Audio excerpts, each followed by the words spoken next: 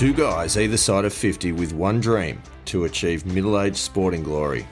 This is the Missing Links Golf Show.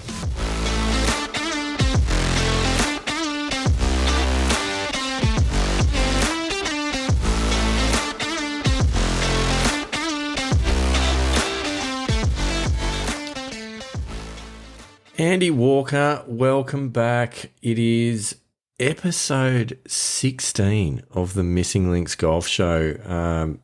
They said, I think I've said this before, but they said we'd never make it. They may yet turn out to be right, but for now, 16 episodes in, going strong, and I don't care what anyone else thinks, but I'm thoroughly enjoying this adventure. So welcome to episode 16. Thank you, Mr. Hinks. Yes, I'm very much enjoying this journey as well. And look, it's just one foot in front of the other, isn't it? Or as it would be, one episode after another. So as it may be, yes. Look, and after last week, chatting to my good mate Scotty Fisher, what a great episode and great chat that was. I really enjoyed catching up with Scotty. We don't catch up as often as what we should, as it is with a lot of great mates. But yeah, what a great chat that was. That was so good. I was listening. We were chatting before. I was listening to that episode this evening as I was strolling down to the adjunct of the Missing Links Golf Show High Performance Centre Central West, also known as the Short Game Practice Area, and then on the way back. And I loved it. Like, honestly, that was such a good episode. I know we'll get into a few reflections on it in just a moment, but one of the things that stands out for me, Andy Walker, is that one of the reasons that we started this podcast was, as we've talked about, that opportunity in middle age to kind of have a crack at some more sporting glory, or if not glory, at least some purpose. But you know what that episode did, I think, is it was another good thing that we as middle-aged blokes in Australia in particular don't do enough, and that's just have a good old chat with some old mates, like have a reason to reconnect. Yeah, I agree. And I feel like that episode did that, certainly for you two as mates, and obviously I know Scotty reasonably well also, but if nothing else, I think that's good motivation to say to people, you know what, haven't spoken to one of your mates in a while, pick up the phone. Yeah, and that's it. And I'm being a little bit old school, being in my middle age now. I love a conversation. I'm not into. I mean, I do text, and I'm obviously we're on Messenger a lot. However, there's nothing that replaces actually picking up the phone and having a chat. Totally, like that. Totally. I mean, you're not a big TikToker, Andy Walker, are you? You're not a Snapchatter. Don't even have a TikTok or Snapchat account, to be honest with you. Yeah, at one point, I did sign up to Twitter. Yeah, and it lived up to its name. X. Exactly. It's now X. Yeah. And just couldn't do it. Like, even Instagram to a certain extent. I do have an Instagram account, but I don't really use it that much. And Facebook, well, I used to use Facebook a little bit, but it just seems to be now just advertising just at your, in your face all the time. Yeah. So I'm even pulling a little bit back from Facebook and just reconnecting on a one-to-one basis, which I'm finding to be a bit of a breath of fresh air rather than everything being online. Yeah, and I mean, wow, this is a super tangent that we're off on so early in the show. But there's also something to be said for how curated people's lives are on social media rather than, you pick up the phone, you get the full story. You don't get the advertising brochure, which for a lot of people is what it is. Well, at the end of the day, a lot of the influencers as well, it's all rented lifestyle. Like it's not actually real. Yeah, what? Shock horror. I know. I can't believe you'd say such a thing. But and that's the great thing about sort of what we're doing is we're just on here having a chat each week. Like we've got we're on Zoom. We've got the Zoom video recording, so we can sort of see each other's facial expressions. We're on the mics, but at the end of the day, and I think I've covered it a few times, it's just the chats that we've always had that we're now recording. Yeah, and if you're wondering, it's not edited. So whatever we talk about, that's what goes on the podcast. There is an argument to say that maybe we should do some editing at times, but you know what? I don't think so, because it's real, it's authentic. It's just a conversation. There's no rehearsing, there is no script. No. There's a few talking points, sure, but it's a chat between two blokes about golf. Yeah, and look, we don't necessarily articulate things, absolutely perfectly all Speak all the for yourself, time. Andy Walker. In fact, there's probably quite a number of times that we don't. There'll be a bloopers reel at some point. Exactly. But I'm sure that everyone understands what we're talking about. It's like having a chat down the pub. Yeah. And again, during those conversations, you don't necessarily always articulate yourself that well, but especially after a couple of schooners. But that's the one thing we don't do in the Missing Links Golf Show. Though. No, we don't. Yeah. We don't. Yeah. It's a slippery slope. But look, it's just being authentic. It's being real. It's interesting. We've had a couple of comments about being vulnerable and how we're prepared to talk about. That's true. Not just the good things, but some of our weak points and some of those areas that we're not necessarily doing that well. And look, I think that's part of it. It's being authentic and being real. It is. The flip side to that is that if we were to not talk about the areas that we had weaknesses in and the areas that we were, below par in or any of those sorts of things, it could potentially be a very short show. That is very true. Very true. I think that actually forms a large part of the content. But no, in all seriousness, that's what it's about, because our attempt in this show is to kind of share our version of the journey that pretty much every weekend golfer goes through. And to talk about things that I would imagine are extremely relatable to pretty much everyone that picks up a golf club in a club comp on a weekly basis, or even socially or in social clubs or any of the many other ways that people enjoy the game. For sure. And our experience is no different to others, but hopefully by sharing it, we can make people feel like they're the same as every other guy, and regardless of what your handicap level is, I think you still think about a lot of the same stuff. But also, what we're trying to do to improve, maybe give some ideas and some suggestions, and hopefully even some inspiration for people to give it a go themselves.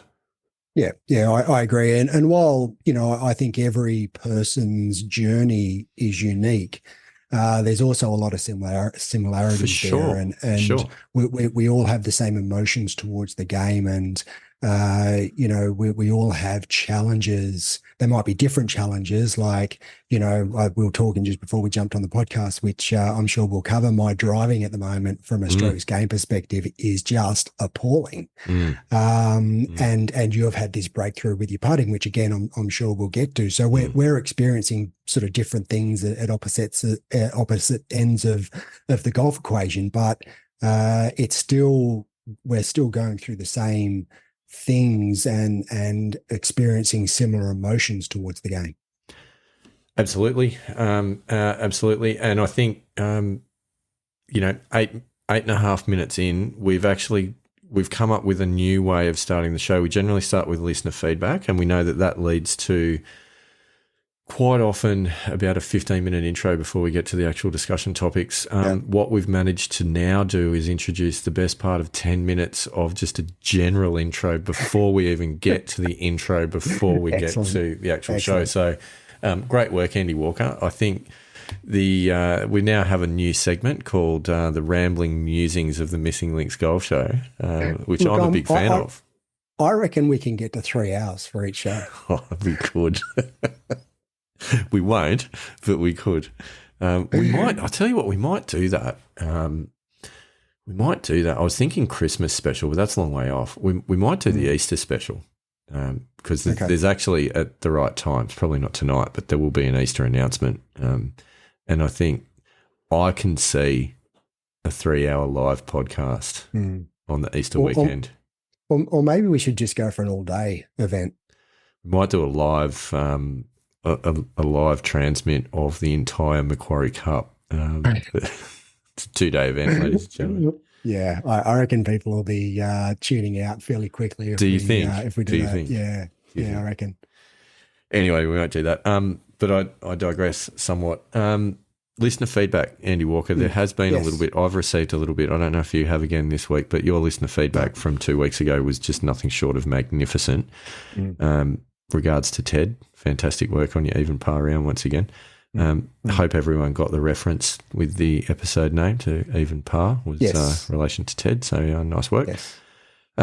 Anyway, this week, you might remember last week we had this that little short but sweet piece of feedback saying that your zeal is infectious. It's infectious. Yep, it's lovely. I got something related to that as a text message through from someone in real time as they were listening to it. Okay. Sorry, and the text message said this. It said, "Your zeal might be infectious, but not as much as your sarcasm." And I find that I find that harsh. I don't think I've ever been sarcastic in this show. I think there's been a fair bit of tongue in cheek, but so sarcasm. Yeah, I think that's harsh. Anyway, carries on to the next point. Different person. And this says, loved the Scotty Fisher episode. So did we. Said, love the Scotty Fisher episode. He sounds like a really nice bloke. He is. But it goes on. He's an excellent bloke. It goes on. It says, so my only question is, how did he get caught up with you two clowns? Yes. Well, long story, obviously. 30 years in the making. That was. So, yeah, it's Yeah, it's nice to see our listeners have got a huge amount of respect for our work, Andy Walker. Yeah. The next one was a question, actually. Love a question from our listeners. So this one came through and is quite simple. It's, when will we see some competition between the two of you? It's a good question. That is a very good question, because we have spoken about maybe having some competition and seeing if we can put some I guess prizes or not in place. Yeah, and I mean I don't know. I like the idea.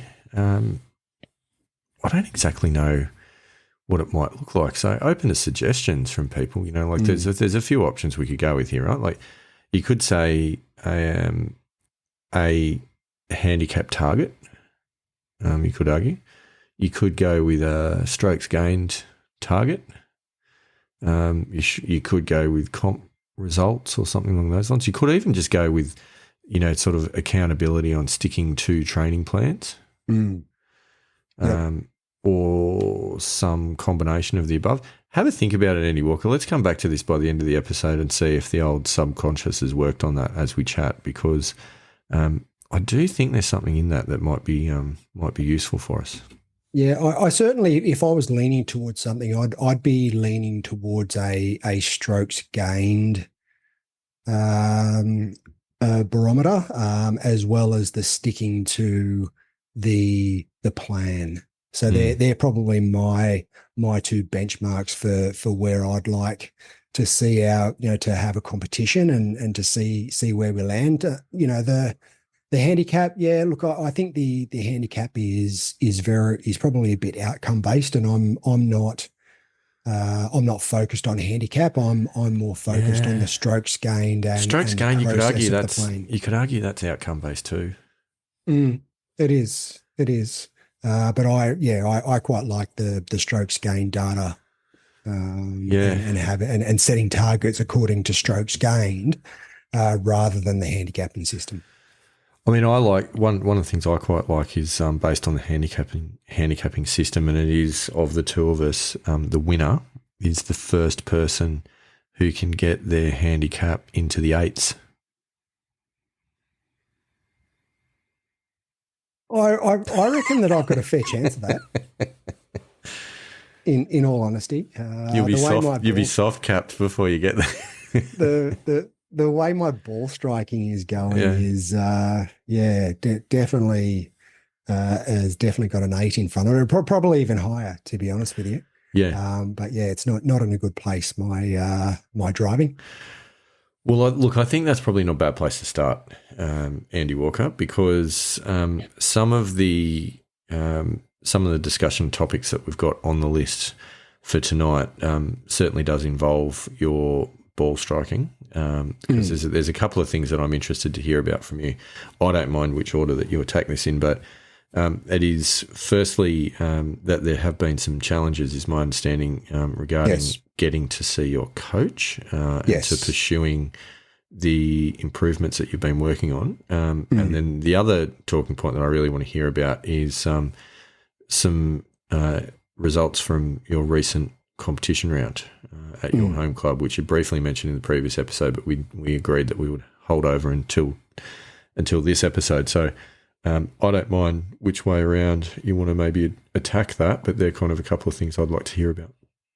Yeah, look, I mean, let's start at the comp round, because that was sort of now a week or so ago. And yeah, I mean, I've obviously committed to playing more competition golf, and we sort of talked about, the high performance that are having a really big impact in allowing me to work on my swing, but also allowing me to get out there and play in comps. Now, yeah, from a ball striking perspective, my ball striking was pretty poor. A couple of Tuesdays ago, it was, it wasn't. I was pretty disappointed. I was expecting a better result, because my last competition was a poor ball striking round, and I thought I'd fixed it up in the 9 holes that I played in between, but it just went back and sort of fell apart. And I actually got to a stage where I was playing to just the fattest part of the fairway, the fattest part of the green. And, in saying that, there are a couple of holes. So, for instance, the 13th hole, which has been my nemesis that I thought I'd sorted out, I actually took a 4-iron off the tee. Wow. The long par 4, I think it's 386 meters. So over 400 yards. And it was playing a little bit downwind, but so I probably wouldn't have hit driver anyway. But I felt so uncomfortable over the ball that I just thought, no, I'm just going to grab a 4-iron out of my bag and try and hit the fairway. And I still almost hit it in the water. Like I was in the left-hand rough, probably maybe 10, 12 feet from the water. So it just got to a point where I just was not comfortable over the ball. However, in saying that, my short game and putting saved my bacon. It's so we talked about, obviously, aim point I'm using with putting, and I'm using the clock system with my short game, and those two things worked really, really well. To a point where I managed to get it around. Even though my ball striking was pretty poor, I still had 35 points. So I had 6 over, playing off 5, had 6 over par. It's a good round for 18 holes. So I wasn't, look, I sort of say at the moment, if I break 80, I'm relatively happy. I had 78, it's par 72. So yeah, look, I'm disappointed with the ball striking, but I'm actually relatively, well, I was really happy with my short game and putting, but I was relatively happy with the way I managed my way around the golf course. Yeah, I think that sort of said more than necessarily the full ball striking. Yep. Yeah, there you go. So look, I dropped 0.1 of a shot, so I've gone from 4.7 to 4.6. That is sort of exciting. I'm back, baby. So you're back. Yeah. I'm back on the way down again. So you are back. Yeah. Andy strikes back. Something like that. It's possibly not a bad name for the episode. So anyway, I've just realized how far I am. I've started down this journey of changing my swing and trying to eliminate my left, which has been my bad shot, my nemesis for a long time now. And even when I've been playing well, there's always been that chance that the ball's going to go left off the club face, and that's been the case for years. I know that's my bad shot. It's always been something that I've fought, and I've started down the journey of trying to eliminate that left side of the fairway or that left side of the green. I mean, I'm not going to eliminate it totally because, even the best pros hit it left occasionally, but I certainly, and what Neil was talking about in that if you're going to eliminate hitting it, like a poor shot down one side of the fairway and you've only got the other side of the fairway that to work with, then that's going to make compensating for hitting it poorly a lot better. Whereas at the moment, I can hit it left or I can hit it right. And that's not a good place to be. Can you hit a cut, like reliably? No. A left or right is not a comfortable shot for me. And in fact, a lot of the times where I've tried to hit a left or right shot off the tee, when you come over the top and duck hook, it's gone like low left, going further left. Yeah, that's not a good place to be. Yeah. Okay.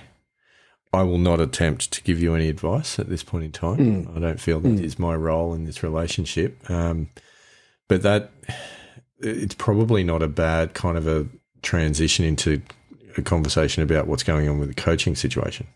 Yeah. And as we talked about, I had a coaching session at the end of November.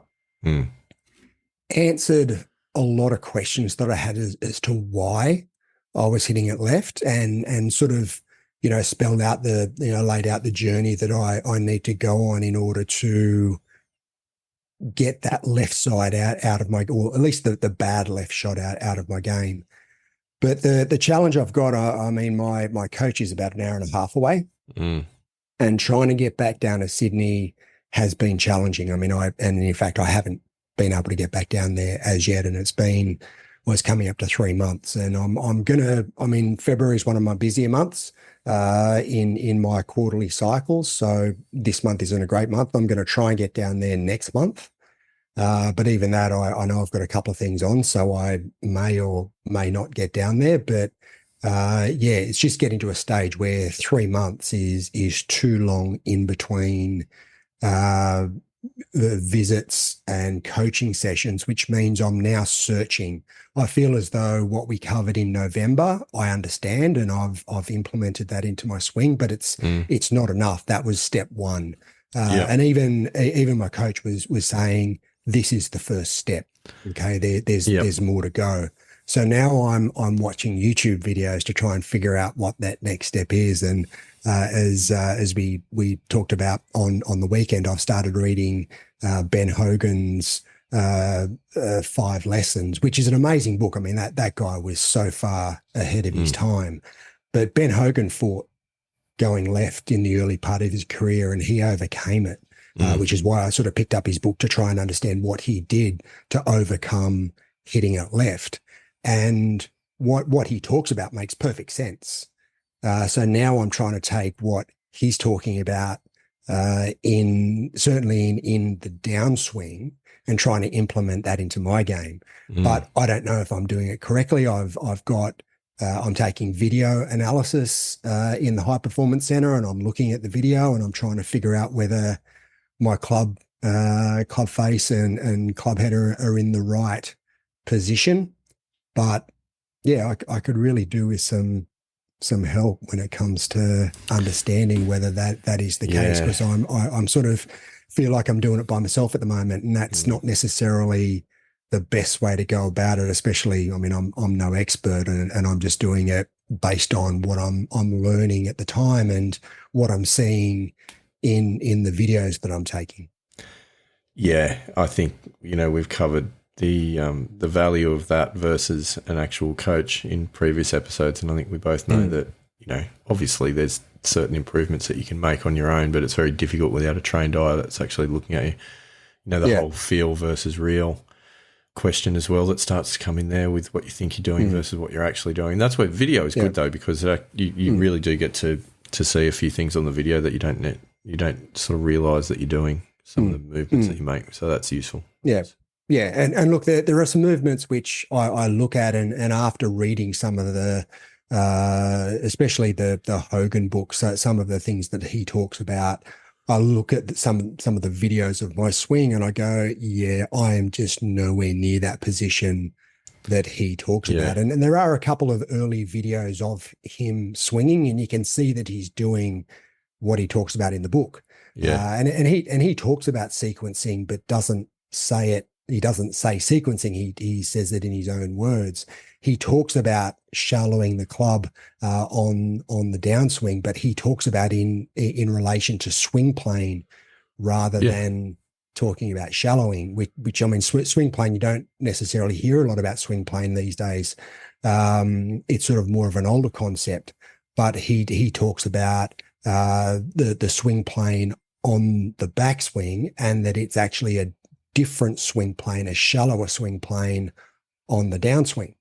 And you know, you look at some of the pros and you look at sort of that early footage of Ben Hogan, and it makes perfect sense. And you say, oh yeah, I can see what they're doing.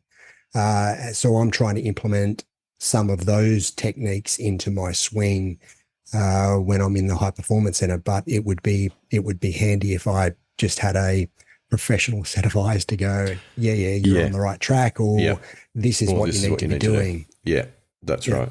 Yeah, and the order in which you need to do it as well, which you talked about previously. And look, I was really impressed with Jo in November, and I really want to continue on with her as my coach. I think she's got a fabulous facility, and what she said to me made perfect sense. And in the reading and what I've learned since then, I can see what she's said and the journey that she wants me to go on. And again, it's all really good, but trying to get down there on a regular basis is a bit of a challenge. And sure. I'm sort of in two minds as to what I do, because I don't want to start with a new coach, because I've already sort of come as far as I have. So, where do I go from here? And I don't really have the answer to that question. No, it's a tough one. I'm sort of in a not dissimilar situation, with one exception, that I haven't actually started with a coach at this point. Minor details, Andy Walker. We're still working on it. But you're right. Like that's a challenge. Like I've been trying to figure out things that I'm doing on my own and through, sort of some internet investigation. And again, it's an area that's just so fraught with 1,000,001 different theories. Some of which may or may not be relevant. I think all I've been doing is trying to mess around with certain things, give them a go, see if they work, and if they do, great. If they don't, obviously, don't pursue. Yeah. But I know that's not going to see sustained long-term improvement. But anyway, that's another issue to deal with. Any other little insights, Andy Walker, for you to share? Well, interestingly, I had sort of different to my swing and game as such. I had a little incident, I guess, while I was in the comp at my home club the other week, when I was on the 8th hole, and the 8th hole is a par 5. Yeah, and there is water short of the green. And well, it's actually not water. It's now sort of a bit of because we've been a bit dry. It's sort of a little bit of muddy, long grass area. Mm-hmm. And I have previously hit my ball into that hazard, and it just goes underground. Like there's, you haven't been able to find it, and you don't want to start walking out there because you sink about a foot into the mud. So I hit my second shot down to about sort of 50 meters short of the pin, and my pitch shot, I just fatted my pitch shot straight into the hazard. And after some choice words, I took a drop and then hit my next shot to about a foot from the flag. So I sort of went, okay, well I've recovered. It's a bogey. That's fine. Then I've sort of gone around, and my playing partner went and had a look and said, "Oh, your ball's just here in the hazard in the long grass, so you can come and play it." But it's in the hazard. And I went, yeah, but it was just in the long grass, so it was actually dry. Yeah. And I could have hit it. Yeah. And I looked at it and I went, actually, I can't. You've holed out. Well, I didn't actually hole out. My pitch. Oh, it's still from the flag, still sitting a foot. Yeah. Right. But in the rules of golf, you can hit a provisional if you believe your ball is lost. So if you believe, and your ball can go in the hazard, and if you believe that there's a reasonable chance of being lost, then you can hit a provisional. If you just dunk your ball into the hazard, you're not allowed to hit a provisional. You've actually got to either find your ball and hit it before you take your penalty, or if you take a drop, that's the ball that's in play. You can't then go around and find your ball and play it. And my marker just said, "Oh, you can play that. You're right. Just play it. Everyone else would play it." And I just went, no, not going to play it, because that's not in the rules of golf. And well, not technically, I would have been cheating if that is the case. Now, it's questionable whether, given it was a foot from the flag, whether I would have made a better score by hitting it. But there was a chance I could have got up and down for par. Yes. But again, we come back to the game of golf and the integrity and the ethics, and what I'm trying to teach my son, and how I hold myself accountable. It's really interesting that my mark is sort of encouraging me to play it. Oh yeah, everyone else does it. You do, and you do hear about. Went, you know what? You do hear about that. I want to adhere to my own ethics and integrity, and I'm going to adhere to the rules of golf. So that was drilled into me a lot by David McCollum. He was one of the ones who said to me, even if you're in the trees by yourself, and you're trying to pull, say, some twigs from your ball, and you move it, then you've moved it. You've got to call the penalty upon yourself. No one else is going to know but you're the one that's got to call it on yourself. And he was, as much as my old man taught me never give up, David McCollum was one of those ones about the integrity of the game and making sure that I was playing within the rules, and I had my own ethics and integrity while I was playing. So yeah, it was just an interesting little story about it is what is generally accepted on a golf course, and what everyone else, well, not everyone else, but what a lot of people would do, versus, golf's obviously a very individual sport. And for me, a lot of it is challenging myself and being the best that I can be. And part of that is my own integrity and my own ethics. So absolutely. It was just an interesting little sort of story that unfolded while I was in the other week. Yeah. No, I mean, look, not dissimilar situation. I think you might recall going back. I think it was the other side of Christmas when I was playing the final hole in a competition round, and we believed very strongly that a social player playing an adjacent hole took the ball. Yes, I remember that. Yes. Yeah, and it was the same sort of thing. Like, some of the guys in the group were saying, "Oh, we know he took it, just drop one there."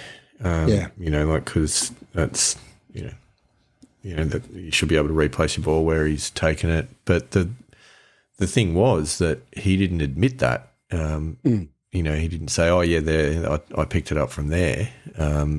He said, "No, I haven't." So I, in my mind, had no alternative but to say it's a lost ball and I've got to go back to the tee. Yeah. As annoying and frustrating as that was, otherwise, if I had dropped a ball there and gone on and made a par, how do you feel about that? That's really hollow, and it's effectively you're cheating. Well, not effectively, you are cheating. You're not playing by the rules. That's an interesting one. Yeah, and that's it. At the end of the day, it's it's you against effectively you against the golf course. Yeah. That's it. And whether you make par or bogey on one particular hole, that's irrelevant. That's just an event. But playing with integrity and with ethics and within the rules of the game, that actually comes back to how you feel about yourself and whether you can look in the mirror and feel good about what you see.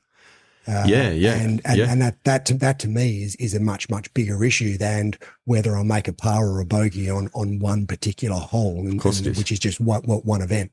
Of course it is.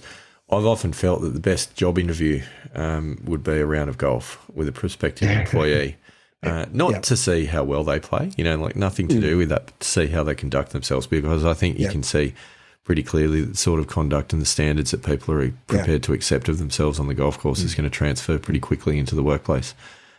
Interestingly, when I joined New South Wales Golf Club, came up from Mollymook, I actually had a playing interview at New South Wales with the club captain. Yeah. And I shot 88. It was windy as hell. I shot 88. And everyone asked, when we got back into the clubhouse, how'd he go? And the captain said, didn't play that well, but he'll be a good fit for this club. Yeah. Yeah, I think totally reasonable when you're talking about, joining the A-grade pennant side of a prestigious golf club to have a playing interview. When you're employing someone into a organisation completely unrelated to the industry of golf, that's I true. feel like I'm going to struggle to get that one past the HR department. I reckon you might struggle with that. Yeah, but it's worth a shot, because we can see definitely how that goes.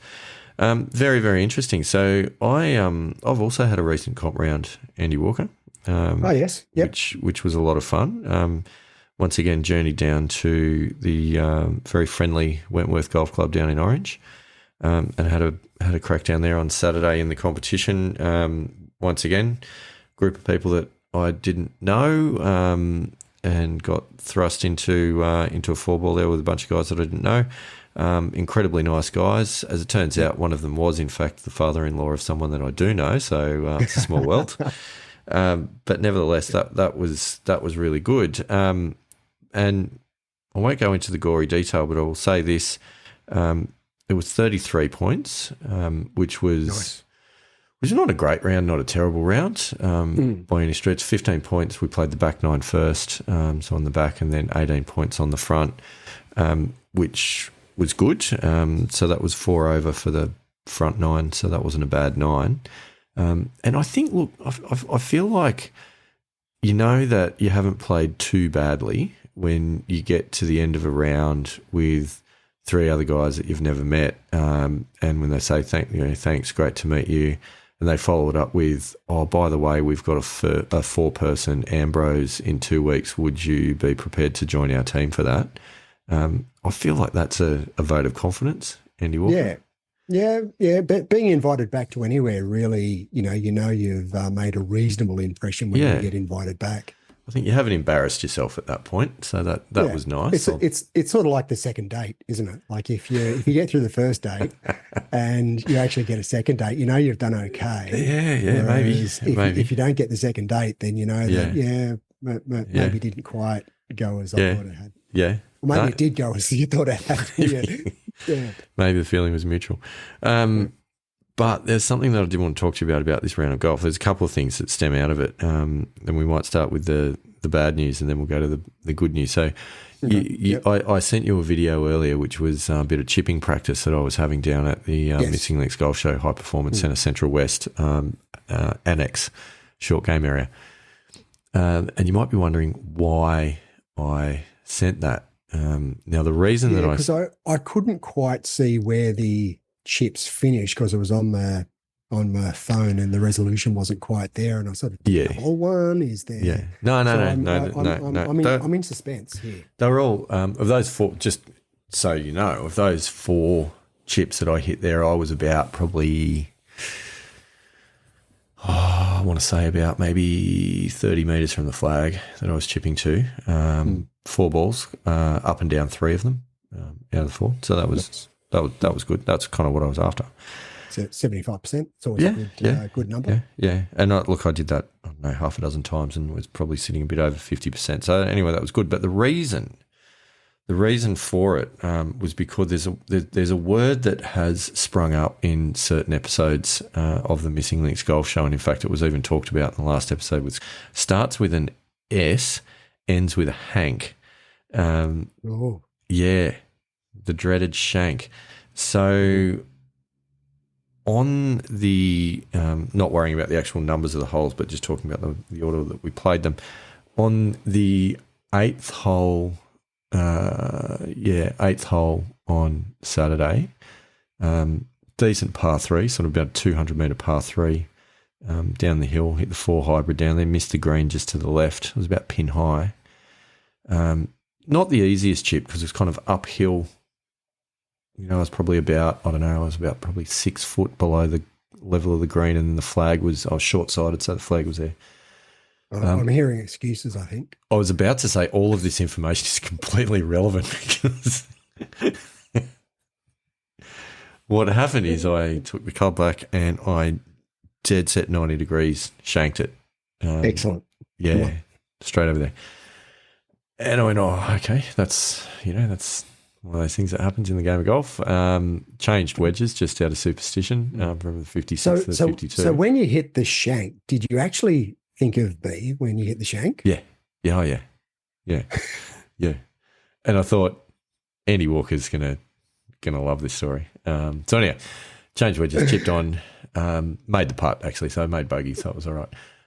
Anyway, a few holes later, another par 4, which would have been the 10th, 11th, 12th, as it turned out. So the third actually is the course plays, but par 4, again, missed the green left, about pin high, pretty easy chip, realistically. Another shank. Ooh. Like in a dead set hosel rocket. This one's like really gone hard left. So I thought, that's starting to get into the psyche just a touch. Couple of holes later, par 3, missed the green in the bunker, short-sided in the bunker, just, nice little... And what are you thinking? Nice little... so many things at this point. Short-sided in the bunker, so I actually had to play quite a delicate little, sort of flop shot out of the bunker. And I shanked it sideways out of the bunker to the back of the green. Nice.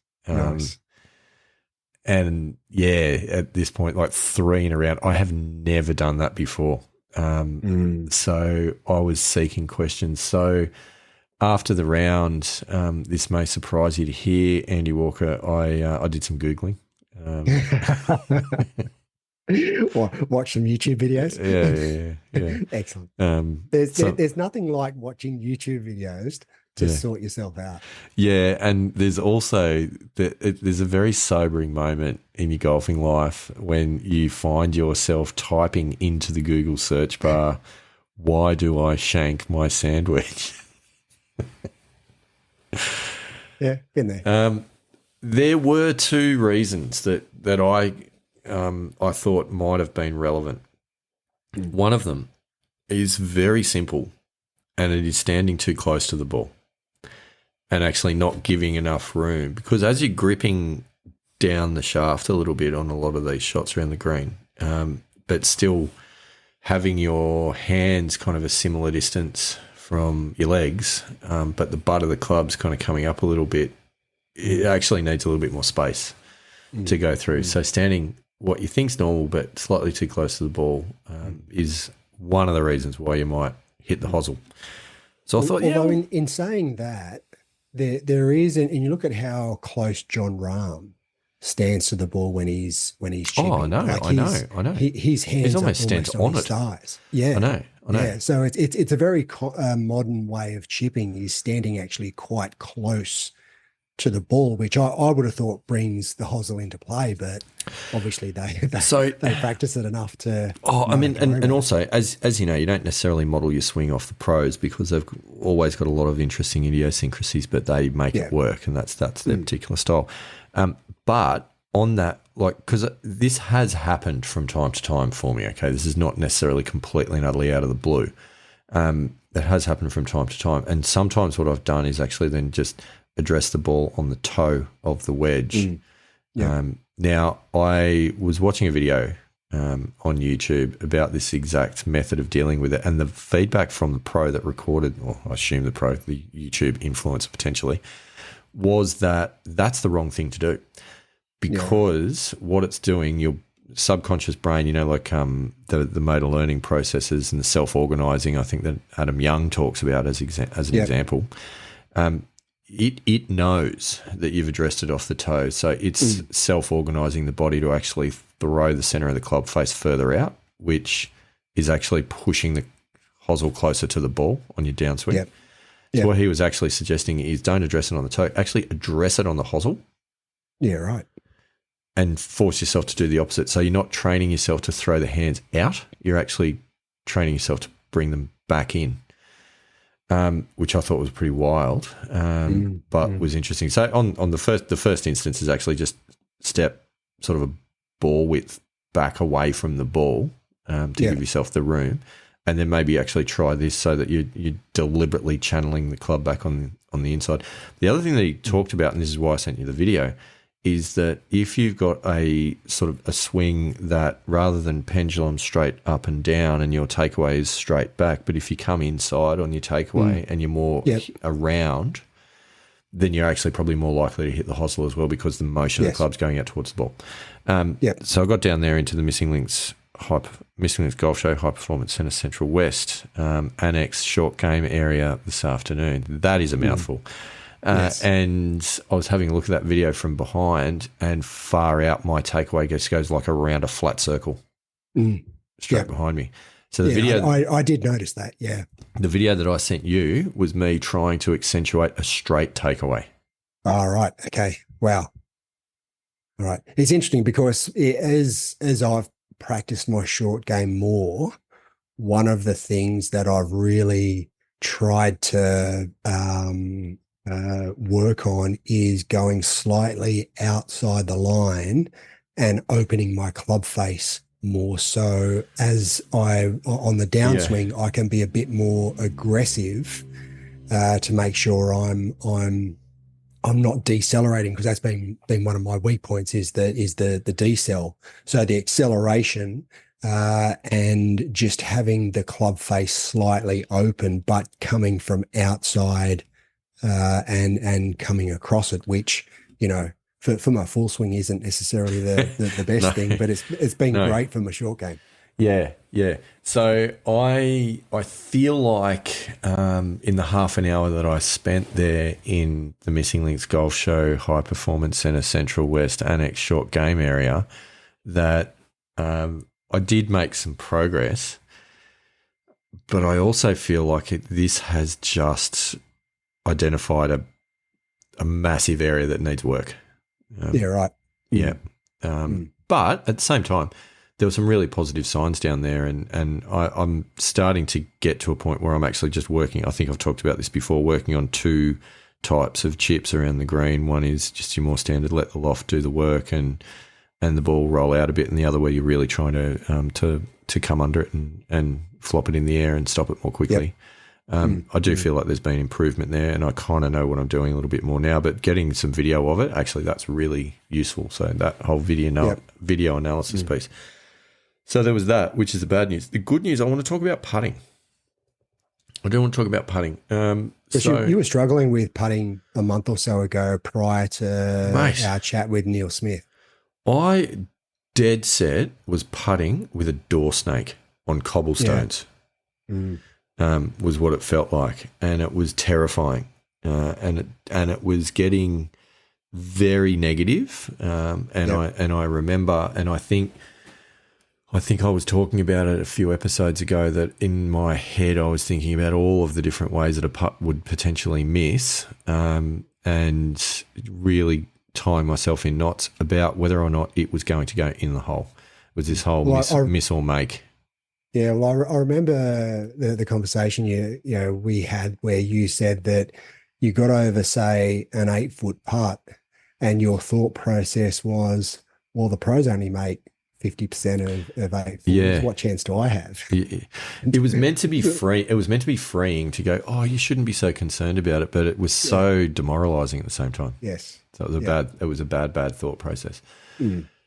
Now, what's happened? What's changed? Nothing technical at all. Nothing technical. What's changed? The conversation with Neil, which was about that, getting yourself, planning the shot, committing to the shot, executing the shot, focusing on the process, not the outcome. Yep. So what I've endeavoured to do from a putting perspective is have two thoughts. So you spend the time reading the putt beforehand. That doesn't change. Put the ball down. I like to have the line pointing, like I draw the line on the ball and that line points on the line that I want to putt it. And my aim is to roll that line so that I know that I've struck it square. Obviously, there's a lot of different people have different ways, but that's the way I like to do it. So my thought process is two things and two things only at the moment. One is just roll the line, and the second is get the ball to the hole. And so for me, a successful putt now is if I roll the line. So that means that I hit it on my intended start line and I hit it square so that it rolls on that line. Yep. And I get it to the hole. And in my mind, if it goes in, that's great. If it doesn't go in, I don't care because I've hit the putt that I want to hit. And that's what I'm focusing on. And that's all that I'm thinking about. And that takes away all of the thought about make it or miss it. And as a result, it takes the tension away because my issues with my putts generally is I was missing them short because I was tensing and getting, quite nervous at it of will it go in, won't it, and as a result leaving it short. So this process is actually now getting so many more putts to the hole. I sunk a lot of really good putts in the round on the weekend, and that, to be honest, my putter made up for a lot of the damage that my wedge was doing. It was really, really good to the point. As we mentioned off air, my strokes gained stat on my putting for the last couple of rounds now is plus 0.77 against a scratch handicapper. So it's, it was that's turned around about 4 or 5 shots around as a result of that. Yeah, no, that's a great effort. Like to actually be in front. To have a plus strokes gained against a scratch handicap is good. That's a good place to be. Yeah, so that was really, really exciting. And even today, down at the here we go, the Missing Links Golf Show High Performance Centre Central West Annex Short Game Practice Area, it was really good. It's feeling really fluid as a result of that. Just doing those two things in that process, and a lot of that is just having a clear mental process that allows the body to actually do what it needs to do. So. Yeah, it was interesting. I was. It might have been one of the audio books I was listening to. It might have even been Gary Player's audio book, "The Don't Choke," that he was talking about. It's a great title, isn't it? Yeah. He was talking about. I think it was Peter Jacobson, and Peter Jacobson was being interviewed about a particular round, and he'd missed a few putts, and he was, being sort of questioned about it by the media, and he said, "Well, I actually didn't miss the putt." Yeah, the hole was in the wrong spot. Well, the way the media said was, well, it missed the hole. What are you talking about? He goes, no, I actually hit the putt that I wanted on my intended line. I didn't miss the putt. It didn't go in the hole, but I actually hit the putt that I want. I actually made the putt that I wanted. So that's an interesting way to look at it. And as we know, given grass is, not a perfect surface, even if you hit the best putt that you've ever hit, it may not necessarily go in the hole. But if you stick to your process and if you stick to, the way you want to hit it at the speed and the line that you want to hit it, then that's all you can do. The rest of it really is in the lap of the gods a lot of the time. Absolutely. So I think for anyone listening, that episode with Neil Smith, that's at the moment at least, touch wood, nothing's forever, but that has enabled me to turn my putting woes completely around 180 degrees. So if anyone's out there, get back to that episode, have another listen. there's so much gold in there. I think there's probably, many more answers in there as well that we haven't even tapped into. It's such a good resource. Yeah. So that was cool. I might, because I got to go to Sydney tomorrow, so I might actually listen to that podcast episode on the way down to Sydney. I think it's worthwhile. It's been a couple of weeks since I listened to it, and I've just been trying to, absorb some of that information, but it's probably time I listen to it again, and maybe on the way back I'll listen to the Scotty Fisher episode. Which is quality. I love it. There's so much good stuff in there. They're two very different episodes. I'd like to merge the two, and I'd like a time machine, because I think Neil needs to go and have a chat with the Scotty Fisher that was the touring pro. Exactly. Just listening to that, there were a few mental demons floating around poor Scotty's head. No, but that was a really good breakthrough, I think. And what I didn't mention, sorry, this is an important piece of information, is that round at Wentworth at 33 points did become a flagged round. Andy Walker became a flagged round at 33 points. At 33 points. So you need to understand. How do you feel about that? You need to understand a couple of things. As handicaps move, 36 points if I was playing off 12 is about the same as 33 points playing off 9, right? Because I was playing off 9 on the weekend. So it's all relative, and it's not about your average. It's your best 8 out of your last 20, Andy Walker. So that's why it becomes flag round. We've been down this path, and you know how it works. What that means, though, is I will see your 0.1 reduction in handicap, and I will raise that to a 0.2 reduction of handicap, which takes me now down to 9.0. Andy Walker, 9.0. Nice.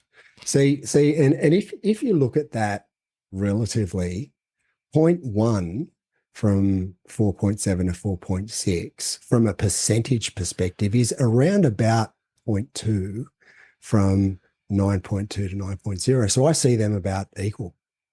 Well, you're right, because it's exactly the same. I'm clutching at straws. No. I think we need to celebrate this. That's how I see it. We need to celebrate this moment, because 16 episodes in, Andy Walker, you finally got a maths equation correct. That's quite a moment. So well done. Well done. Thank you. We're all learning and developing. I mean, some in golf skills and others in math skills. It's impressive. But no, that and what that means is this is the first time in the history of the Missing Links Golf Show where we were both seen a handicap reduction in the same week. That's quality. That's quality. So that's exciting. The only way is up or down. No, stop saying that. As it would be. Yeah. Oh, far out. That's so good.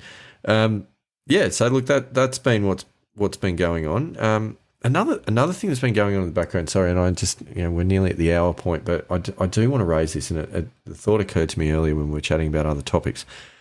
Totally unrelated to us, professional golf for a moment that's going on out there in the world. We've just seen there's 2 tournaments that were played on the weekend, recent weekend before we recorded this episode. Not sure when we'll release it. Anyway, it was the Phoenix Waste Management. Yes. And Live Golf Las Vegas. Or the Phoenix Wasted Management. Well, yeah. As it became known. It did. Similarities between the behaviour of the fans at both events, but that's not what I'm talking about. What I'm actually, what I want to talk about, and this was interesting, I had this realisation earlier this evening, is I had the opportunity the last couple of nights to sit down and watch some golf. Yep. Could have watched either tournament, and generally speaking, I've been a PGA Tour watcher, along with the DP World Tour or the old European Tour. I probably prefer that. A bit like Scotty Fisher, actually. There's something about that that's just kind of good to watch. Yeah. I put on the Wasted Management Phoenix Open, and I started watching it, and I went, no disrespect intended to any of the guys that were playing, but I went, I'm watching, Nick Taylor, Sahith Theegala, all very good players, watching them go round, or I could be watching Cam Smith, John Rahm, Dustin Johnson, Bryson DeChambeau, Tyrrell Hatton, etc., Sergio Garcia on the other event. Yeah. And the thought occurred to me, it's a no-brainer. Like it's a no contest. Mm. Outside of the designated events where, you know, your Rorys and the big names, Jordan Spieth and JT and those guys, outside of those events when they're playing, Liv is all over the PGA Tour when it comes to the playing roster. Mm. And Yeah, therefore, look, for me, I a bit more interesting to watch. Yeah, I don't disagree with you. I'm not a fan of the live format. I just 54 holes for me is not a tournament, and that's what I've said. We've had this discussion before, and I think live is closer to exhibition golf than what it is to tournament golf. I'm not a fan of the combining team events with individual events. I think you've got to sort of do one or the other. I think you start getting too conflicted if you're playing as an individual, but also part of a team. You know, where do you put your priorities? Which is quite obviously for most of the players as an individual, and the team event would be just the secondary competition. Well, I mean, at the end of the day, the two go hand in hand. If you shoot the best score you can possibly shoot, you're going to be in front in both. So, you know, yeah, I don't think that's an issue. But I don't disagree with you. I'm not really a fan of the format. The thing that absolutely got my goat watching live was the music on some of those holes. And it wasn't the fact that there was music. It was just I couldn't stand the music. And that might be to do with the fact that this is a couple of middle-aged blokes talking about golf. So I take that on board wholeheartedly. But just honestly, simply from the fact of the players that were playing in each of the events, when I looked on the one hand and it was, you know, a bunch of people who just don't think they're as much a household name and quite, you know, at that same level. They're very, very good players, don't get me wrong. Like Sahith Theegala, excellent player. Nick Taylor, excellent player. But he's not the guy that's going to get me to go and buy a ticket to a golf tournament, right? Like, whereas if John Rahm's playing, Cam Smith's playing, Sergio's playing, Dustin's playing, Bryson's playing, like, I'm probably going to want to go and watch. And that was... You don't want to go and watch Scotty Scheffler's putting? Maybe learn some stuff? No. I mean, to be fair, he was playing in Phoenix as well, but he wasn't playing well. I thought it was interesting. Ball striking, he striped it. He was striking it really, really well. He just... I don't think he had his best putting week. Yeah. But I guess the point that I'm making is that whilst on the one hand we go, Liv's a bit of an exhibition tour and it's got some warts on it. I don't know. I feel like this year it's getting a bit of credibility and it's probably going to be drawing a fair few fans that it didn't have before. And I do think that Rambo moving across is making a difference. That's been a massive move. I have to admit that's been the coup of of the decade, not just the year. Yeah, having Rambo over there is a massive win for Liv. But at the end of the day, I don't know if now that the Liv supposedly and or the PIF and the PGA Tour are meant to be talking, I reckon Rambo's just gone. No, there's no moral side anymore. I'm just taking the cash. Thanks very much. I'm going. So I'm not convinced that he would have gone. Probably if it wasn't for the fact if they were still at war and there were still all the legal battles and the like. Maybe not. But this much I will say. You have a wife. I have a wife. Fortunately, they're different people. Otherwise, this would be a weird show. But if you came home from work one day and you said the competitor has just offered me $1 billion to go and join their organisation. Not a slight pay rise, but in Australian dollars, $1 billion. Yeah. I'll say that again. $1 billion. And you came home and you said to your wife, I knocked it back because I got principles. How do you reckon that'd go? Well, my wife's South American, so not particularly well. I'm not sure if I would actually have a home and a marriage after that discussion, but certainly, look, and it's, putting it like that, it's not because that's looking at it, from a job perspective. And it's a lot. It's looking at it. More, it's actually looking at it from $1 billion perspective. Yeah, it is. But the complexities between with that decision are greater than if you were working for one particular bank and the next bank across offered you a significant pay rise. It's a bit more complex than that, but certainly, there's a lot of and where they are now, there's probably not a reason not to go across to live. Whereas this time last year, when they were both at war, I understood the two sides and where they were both coming from. 100%. And it is obviously a complex issue, and a lot of people have got a lot of views on it. And I'll raise it tonight, the end of the episode, A to C, if it'll draw any comment and how many people are listening this deep into the episode. But also just because for me, the realization kind of kicked in and it was a personal thing, but it was the very first time it's happened, and I don't think I'll be alone, where I was sitting there and I went, I could choose to watch either because, they're both on streaming services. Yep. And it's the very first time my decision was I choose to watch Live over PGA Tour. Yeah, right. Because of the playing roster. Interesting. Yeah. Interesting. Yeah. The music on the tee boxes annoyed me, but and some of the commentary annoyed me, and continually calling it championship Sunday when it's not actually a major championship was a little bit annoying. There's a lot of things that are great, but at the end of the day, I felt like I was watching a better quality of golf, of actual golf with the golfers playing, than watching the PGA Tour, and that's the first time I've ever had that feeling. Was that because of the quality of the golf, or that was because it was the names that you were watching?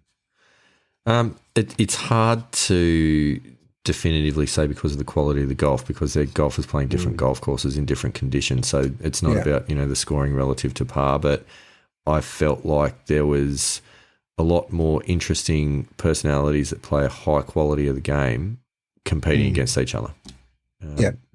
With the exception of Cam Smith, who was not playing a high quality of golf during that tournament, but that's a separate issue. Cam, I think, actually, Cam, if you're listening, probably have a listen to the Neil Smith episode. I'm sure he could actually go up and probably have a conversation directly with Neil Smith. I reckon he's got the contacts to be able to do that. He probably could. Whether he will, who knows? There's a bit going on there.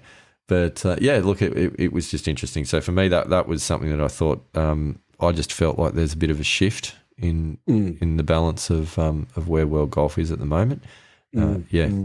Interested to see how it pans out. It's an interesting conversation because, and we've discussed, where we think world golf should go, and it's a bigger topic than this episode. Maybe we should do an episode on just for something different on where we think world golf should go, because I definitely think there's a place for team events, and we're talking Ryder Cup, President's Cup, those events. So I think the tribalism that brings to golf and match play.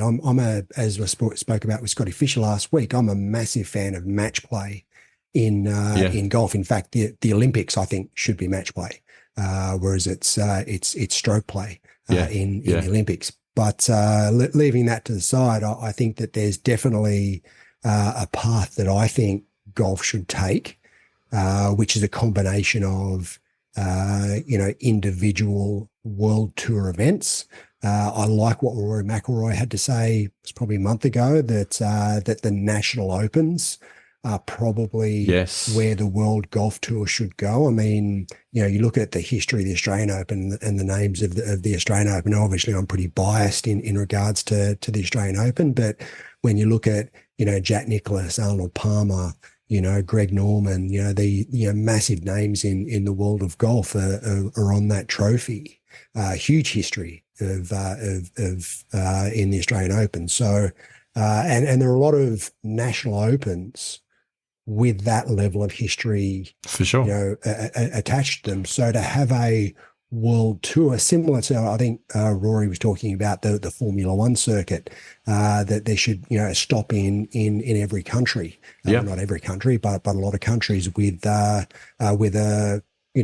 a national open of the standard of the Australian Open. I think that's a great format, and then have the four majors around that, and then maybe some team events. So, yeah, even though I said we weren't going to get into it, there we go. We just did.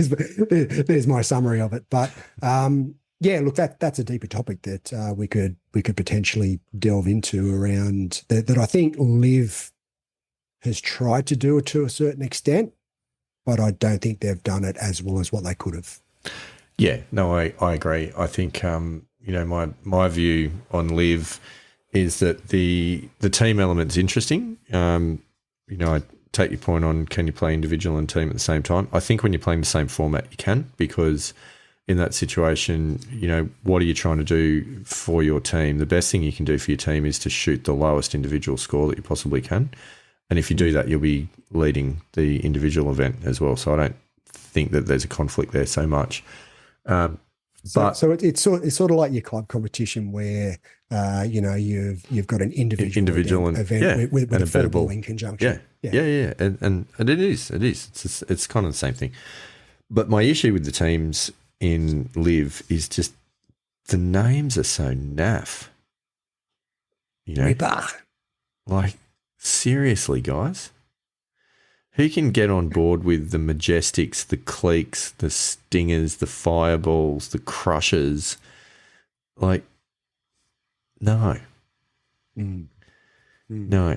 I mean, Ripper, I don't like the name, but at least it's an all Aussie team, so it's got a point. Yep. And that's kind of good, And I think what is it?